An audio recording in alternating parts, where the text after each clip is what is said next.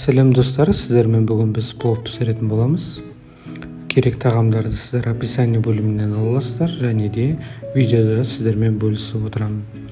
Тауықтың бізге 2 сан аяғы керек. Сол сан аяғын біздер 4 бұрыштап турап майға қуыратын боламыз. Одан кейін бізге жуа керек болатын бат. Біздің жақта пияз деп аталады. Пиязды осылай көбіктеп турап, тауық еті пісе берген кезде бірге қуыратын боламыз. Қуырылғаннан кейін осылай нежный, сочный болып қуырылады. Осыдан кейін біздер сәбізді саламыз. Сәбізді біздер жіңішке, бір сәбізді пайдаландым. Жіңішке етіп осылай турап, бірге пиязбен бірге қуыратын боламыз. Мен 2 сарымсақ пайдаландым. Сарымсақты осылай жіңішке дөңгелекше ретінде турап, бірге қуырасыздар. Сарымсақты көбірек қуырғанда дәмін өте келісті, керемет қылып береді пловтың. Сонымен қатар маги приправасын қолдандым. Өзіме ұнайды, және де пловтың дәмін де келтіреді.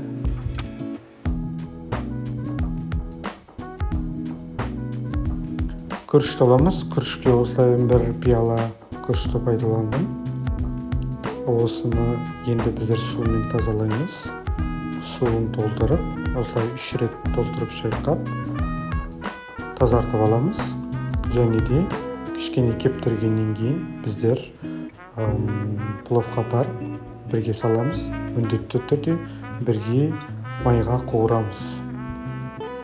Күріштің бірге майға қуырылғаны жақсы, себебі соңында ол шашыраңқы, бір-біріне жабыспай жақсы болып шығады.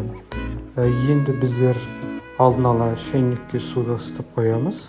Сосын оны пловтың үстіне қоямыз. Осылай су болғандықтан күрішіміздің бәрі бүркілдейді. Тәбір айта кететін жайт, бұл жерде суды тек күріштің бетімен ғана бірдей қылып құямыз. Суды артық құюға кеңес бермеймін, себебі суды көп құйған сайын пловыңыз өте дәмсіз болып кетеді.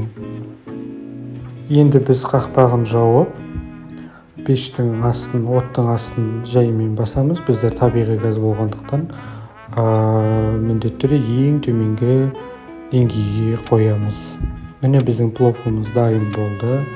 Өте керемет, дәмі, иісі керемет.